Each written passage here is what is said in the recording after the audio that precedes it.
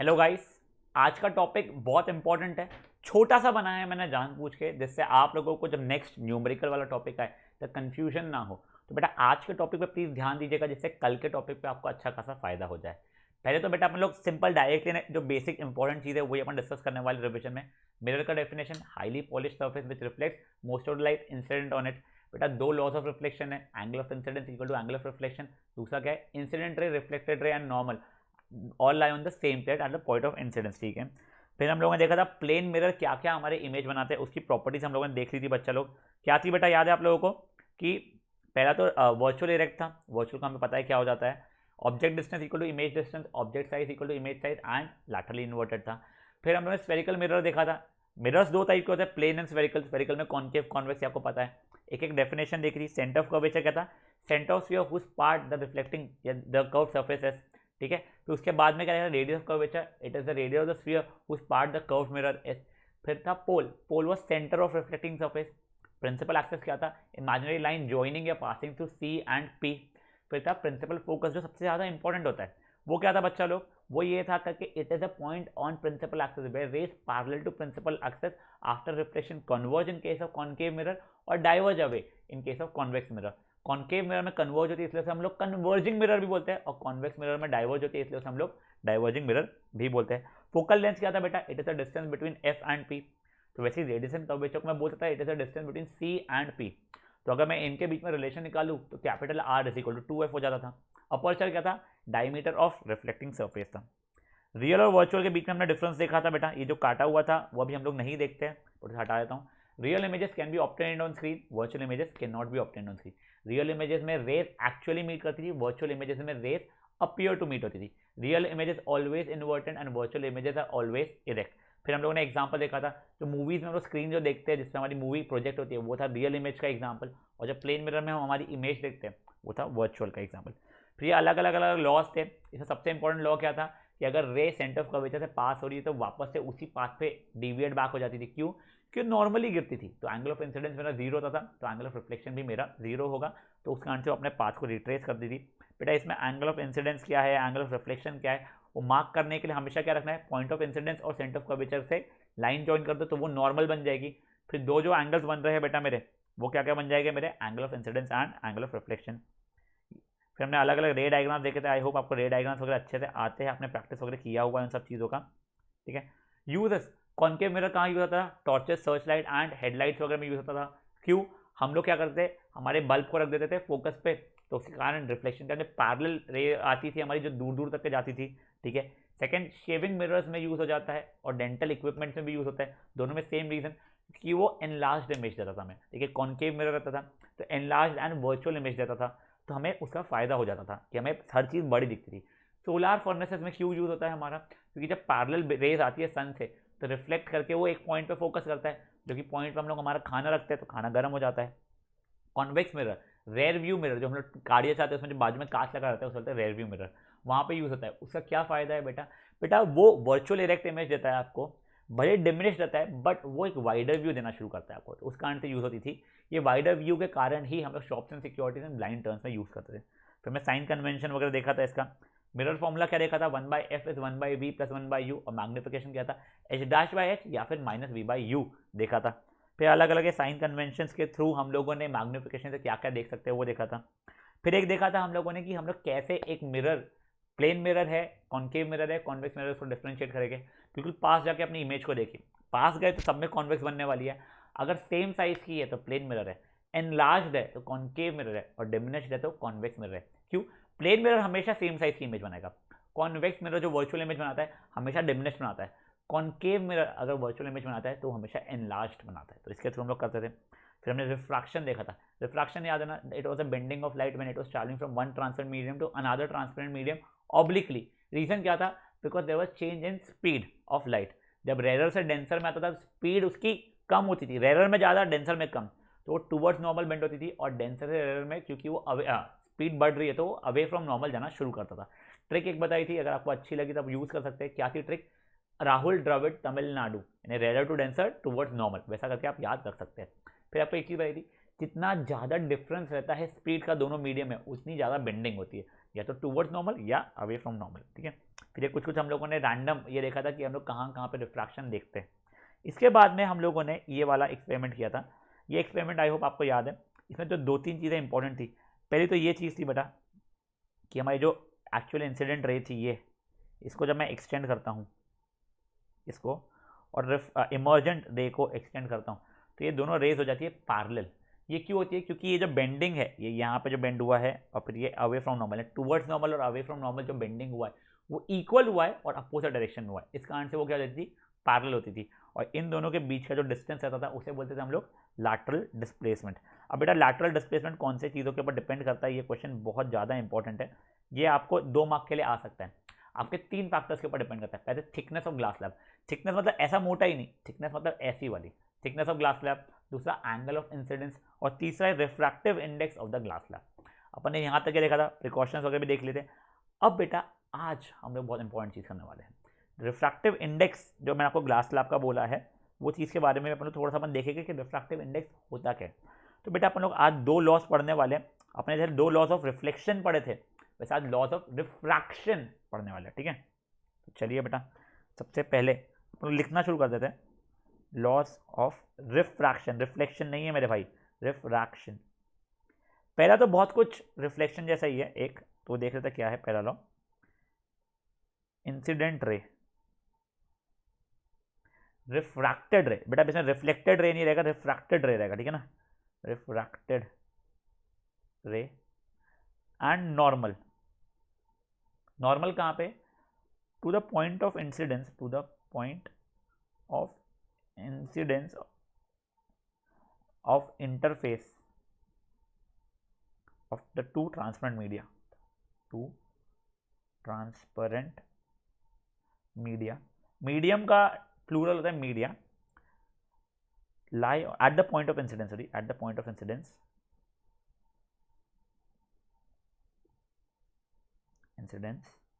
lie on the same plane।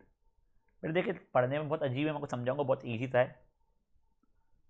Same plane, बेटा ये क्या बोल रहा है? मेरी इंसिडेंट रे और रिफ्रैक्टेड रे, यहाँ तक सबको ठीक था, और नॉर्मल, बट नॉर्मल कहाँ?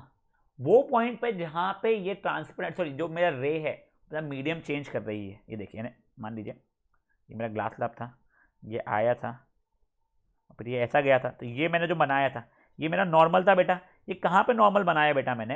ये मैंने बताया point of incidence of the 2 transparent mediums. देखिए to the point of incidence और इंटरफेस ऑफ 2 ट्रांसपेरेंट मीडियम या media at the point of incidence. ये एट पॉइंट ऑफ इंसिडेंस ये क्या रहता है? ये तीनों की तीनों सेम प्लेन में लाई करती है।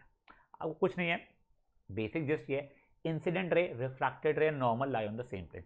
वैसे नॉर्मल कौन सी वाली है बेटा? वो दो मीडिया है, ट्रांसपेरेंट मीडिया, उसका जो है इंटरफेस वाला पॉइंट, उस पर जो नॉर्मल बनाओगे उसकी बात कर रहा है। तो आपको ये प्रॉपरली वर्ड टू वर्ड याद रखना पड़ेगा। अगेन कई बार पूछा जाता है, बट इसके बाद वाला जो सेकेंड लॉ है वो कुछ ज़्यादा ही इंपॉर्टेंट है। प्लीज़ ये वाला तो आप अच्छे से याद रखिएगा। हो सकता है आपको समझे नहीं, तो इसलिए एक बार मैं पहले लिख के दे देता हूँ आपको, फिर कोशिश करता हूँ जितना समझा पाऊँ मैं। अगर आपका ट्रिग्नोमेट्री चैप्टर जो है वो हो चुका है तो फिर आपको बहुत इजीली समझ जाएगा। क्या है बेटा ये लॉ?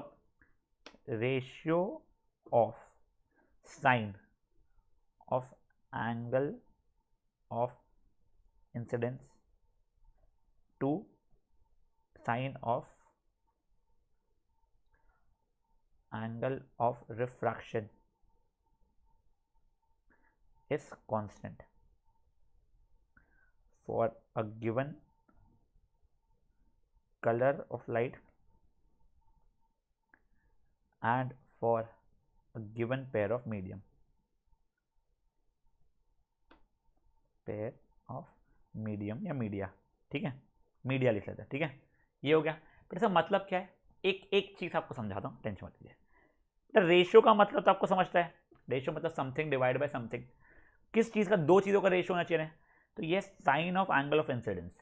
बेटा अब देखिए, आप जब ट्रिग्नोमेट्री में आते हैं ना तो आपको 6 ट्रिग्नोमेट्रिक फंक्शंस मिलते हैं। अगर आपका पहले ही हो चुका है चैप्टर तो आपको बहुत इजीली समझ जाएगा कौन से 6 ट्रिग्नोमेट्रिक फंक्शंस होते हैं बेटा। तो साइन, कॉस, टैन, कॉट, सेक, कोसेक। अगर आपको समझ में नहीं आ रहा मैं ये क्या कर रहा हूँ, तो बेटा मैं एक्चुअल में जब ट्रिग्नोमेट्री पढ़ाता हूँ तो बच्चों को ऐसे याद करवाता हूँ वो। तो अगर आप मेरे मैथमेटिक्स के भी स्टूडेंट तो आपको फट से क्लिक हो जाएगा जब आप वहाँ पे पढ़ेंगे या पढ़ चुके होगे। और अगर आप मुझसे मैथमेटिक्स नहीं पढ़ते कोई टेंशन मत, तो आप मेरे हैंड को इग्नोर कीजिए। तो मैं 6 ट्रिग्नोमेट्रिक फंक्शंस होते हैं। कौन से होते हैं? साइन, कॉस, टैन, कॉट, सेक, कोसेक। उसमें से एक फंक्शन है मेरा साइन। वो क्या है अभी आपको कोई टेंशन नहीं लेना, आपको उसके ऊपर न्यूमेरिकल नहीं आने वाला है, बस ये ध्यान रखिए sine of angle of incidence, यानी क्या हो गया, देखिए उसको बोलते हैं, ऐसा लिखते हैं साइन, उसके आगे एंगल लिखना पड़ता है, ठीक है। देखिए SINE साइन का शॉर्ट फॉर्म होता है SIN, ये सिन नहीं पढ़ते बेटा, इसे साइन ही पढ़ते हैं, ठीक है, तो वो कंफ्यूज मत होइएगा, कहाँ गया, ठीक है। तो इसका शॉर्ट फॉर्म है SIN साइन, और इसके आगे मुझे एक एंगल लिखना पड़ता है ना, कुछ मान लीजिए साइन 30 डिग्री, साइन 5 डिग्री, ऐसा होता है। तो अभी कौन सा एंगल रहेगा मेरा, वो एंगल रहेगा एंगल ऑफ इंसिडेंस वाला, ठीक है। तो इसलिए उसको कैसे लिख रहा हूँ मैं, साइन आई, रेशियो है तो अपॉन रहेगा क्या, sine of angle of refraction, ठीक है, तो हो जाएगा sine r, sine i upon sine r की बात चल रही है अभी मेरी, ये sine i upon sine r is का मतलब हो गया equal to constant, is constant, समझा।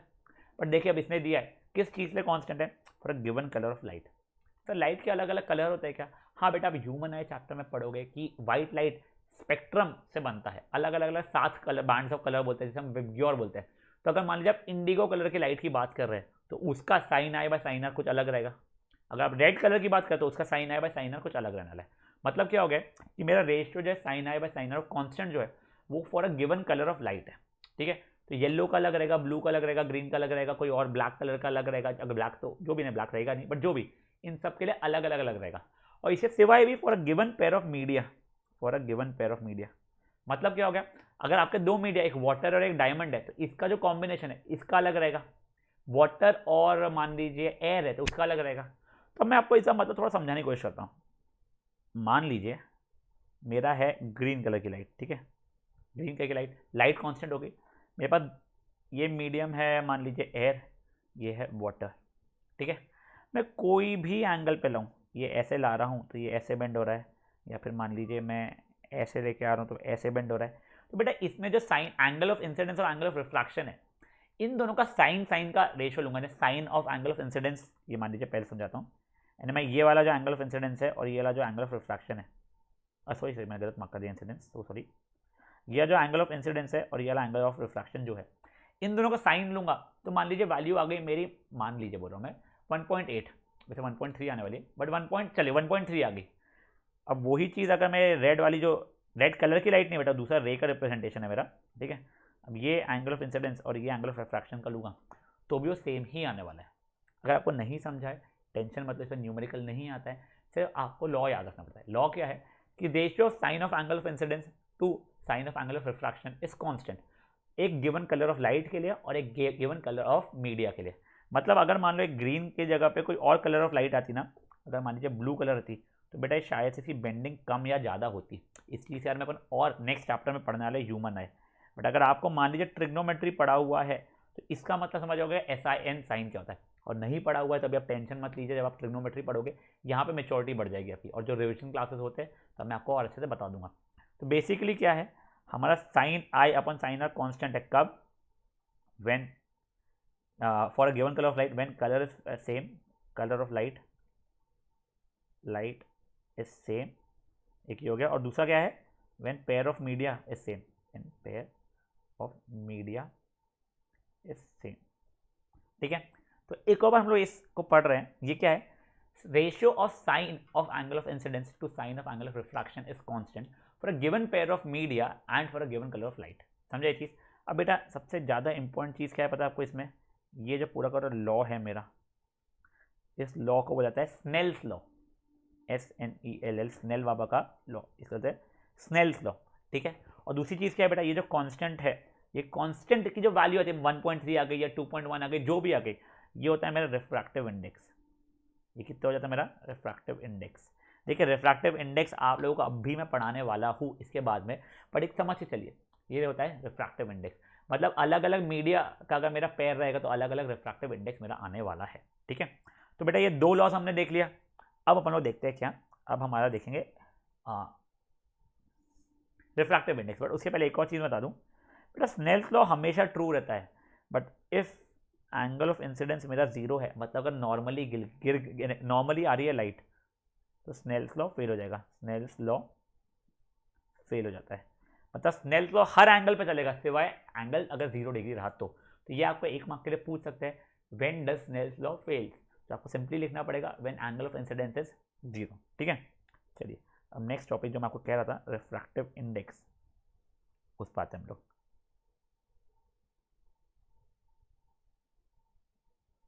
ठीक है बेटा, रिफ्रैक्टिव इंडेक्स क्या है? पहली चीज तो देख चुके हैं, वो sine i upon sine r equals to constant जो था, तो उसका जो कांस्टेंट है वो वैल्यू क्या देती है हमें? रिफ्रैक्टिव इंडेक्स देती है। बट इसका फिजिकल सेंस क्या है? इसका फिजिकल सेंस ये है कि कितना एक्सटेंट तक के हमारी लाइट को बेंड कर रहा है, टुवर्ड्स नॉर्मल या अवे फ्रॉम नॉर्मल, ये उसकी बात करती है। मतलब क्या है? It shows extend of bending of incoming रे, या extend of change of direction of incoming रे, कि वो कितना एक्सटेंड तक उसको बेंड कर रहा है, टुवर्ड्स नॉर्मल या अवे फ्रॉम नॉर्मल, जो भी देगा। इसका मतलब क्या हो गया? अगर मेरा रिफ्रैक्टिव इंडेक्स बढ़ेगा मतलब मेरी बेंडिंग भी बढ़ेगी, और वही अगर रिफ्रैक्टिव इंडेक्स कम होगा तो बेंडिंग भी मेरी कम होगी। मतलब अगर मैंने दे दिया रिफ्रैक्टिव इंडेक्स एक का 1.5 है, एक का 2.3 है, तो बेंडिंग किसमें ज़्यादा हो रही है? तो 2.3 वाले में ऑब्वियसली ज़्यादा हो रही है। इसका मतलब ये हो गया। समझा ये चीज़ आप लोगों को? चलिए ठीक है। अब बेटा इसको रिप्रेजेंट किया जाता है, एक second sorry, represented by n. Refractive index को रिप्रेजेंट करते हैं हम लोग एन से। इसका प्रॉपर डेफिनेशन क्या होता है वैसे पता है क्या? It is ratio of speed of light in two media. तो ये समझा नहीं सकता, वो भी बताता हूं मैं। देखिए रिफ्रैक्टिव इंडेक्स जिसे हम लोग एन से रिप्रेजेंट करते हैं, n is equal to speed of light in medium 1 upon speed of light in medium 2। जब मीडियम 1 और मीडियम 2 कौन सा रहेगा वो कैसे डिसाइड होगा? अब वो बताता हूँ। मीडियम मीडियम 1 वो रहता है जहाँ से लाइट आती है, जहाँ से लाइट आई, मतलब जहाँ पे से आई है, मतलब इंसिडेंस जहाँ पे हुआ है।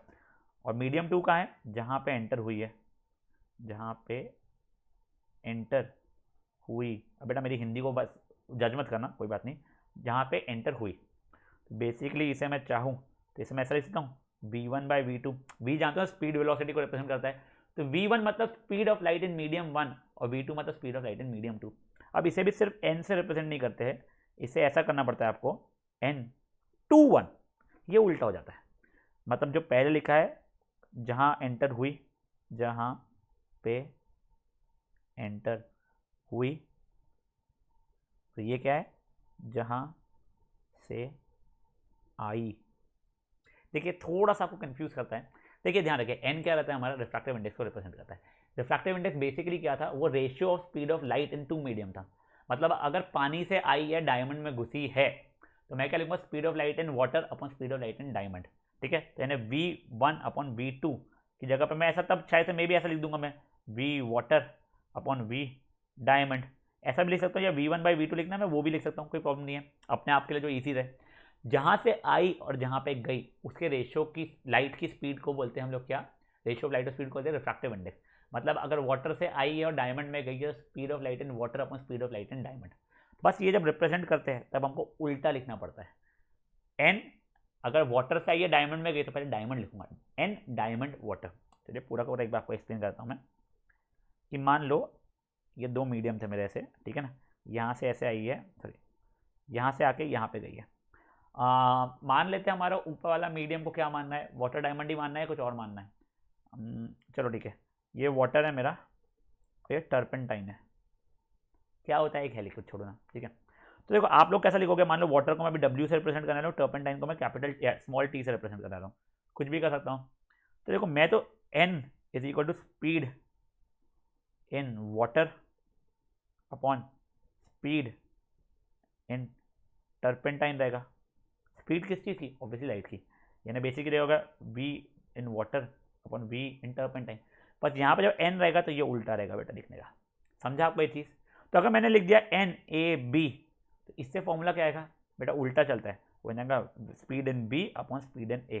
अगर ये मैंने लिख दिया NYX, ठीक है, जगह speed in X upon speed in Y। ये चीज़ आप समझ लीजिए तो आपकी लाइफ जो न्यूमेरिकल वाली है वो बहुत ज़्यादा आसान हो जाएगी। ठीक है, यहाँ तक सब कुछ बढ़िया था।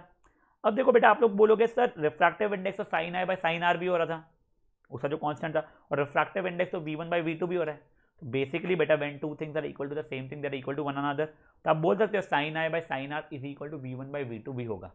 जरूरत पड़ने नहीं वाली है, बट अगर आप मैथमेटिक्स बहुत लगा रहे हो तो आपको ये जरूरत पड़ सकती है। क्या हो जाएगा, रिफ्रैक्टिव इंडेक्स का जो कांस्टेंट, यानी जो sine i by sine r का जो कांस्टेंट था वही हमें रिफ्रैक्टिव इंडेक्स देता था, मतलब रिफ्रैक्टिव इंडेक्स की वैल्यू एक कांस्टेंट भी है, तो sine i by sine r की वैल्यू भी रिफ्रैक्टिव इंडेक्स दे रही है हमें, और v1 बाई v2 की वैल्यू भी मुझे रिफ्रैक्टिव इंडेक्स दे रही है। तो अगर आपको करना है मैथमेटिक्स ज़्यादा आपका है तो sine i by sine i equal to v1 by v2 भी आप कर सकते हो, बट सर डेरिवेशन आपको नहीं आता है एग्जाम में। ठीक है, चलिए ये सब कुछ हो गया। बस अब एक छोटी सी लास्ट चीज़ बेटा, रिफ्रैक्टिव इंडेक्स का कोई यूनिट नहीं होता है। क्या है, इसका कोई ऐसा यूनिट नहीं होता है, सॉरी नो, आई होप आपको दिख रहा है, नहीं दिख रहा है, चलिए हाँ, नो SI यूनिट।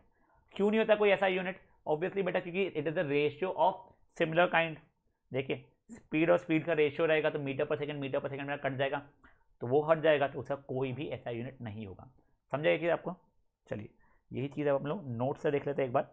देखिए लॉस दिए हुए दोनों के दोनों, आपको ये भी बताया लॉ को, सेकंड लॉ को क्या बोलते हैं हम लोग, स्नेल्स लॉ बोलते हैं बेटा, वो चीज़ अच्छे से ध्यान रखिएगा। एग्जाम में कई बार आता है स्टेट स्नेल्स लॉ, राजा कई बार तो ये भी आता है मैथमेटिकली स्टेट स्नेल्स लॉ। अगर सिर्फ मैथमेटिकली स्टेट स्नेल्स लॉ है तो इतना से sine i by sine r equal to constant. What does Snell's law constant represent? तो it represents the value of refractive index. अब ये भी लिख सकते हो, when does Snell's law fail? Snell's law fails when क्या कहते हैं, एंगल ऑफ इंसिडेंस इज 0। फिर पूछ सकता है कि रिफ्रैक्टिव इंडेक्स का मतलब क्या होता है, तो पता पड़ेगा it is the ratio speed of light in the two medium, it is represented by n। तो अगर इनकमिंग रे ए से आ रही है जा रही बी में, तो n B A is equal to speed of light in A upon speed of light in B which is equal to v A by v B. यहाँ पे शायद speed of light in 1 speed of light in 2 वगैरह लिखा हुआ है, तो अभी उस चीज़ को आप चिल मारिए। ठीक है, आप ए और बी के इसमें भी कर सकते हैं। ये समझ में आ गया आप लोगों को पक्का से? ये क्या रिप्रेजेंट करती है? It represents the extent by which the light, the incoming light bends. अगर मेरी रिफ्रैक्टिव इंडेक्स ज़्यादा है मतलब बेंडिंग ज़्यादा है, अगर रिफ्रैक्टिव इंडेक्स कम है मतलब मेरी बेंडिंग भी कम है। ठीक है, तो गाइस प्लीज यहाँ तक अच्छे से रिवाइज कर लीजिए, क्योंकि नेक्स्ट क्लास में अपन लोग एक एब्सोल्यूट रिफ्रैक्टिव इंडेक्स कंसेप्ट देखेंगे जो वैसे बहुत आसान है, बट न्यूमेरिकल्स भी करना शुरू करना है। ठीक है, चलिए बाय गाइस।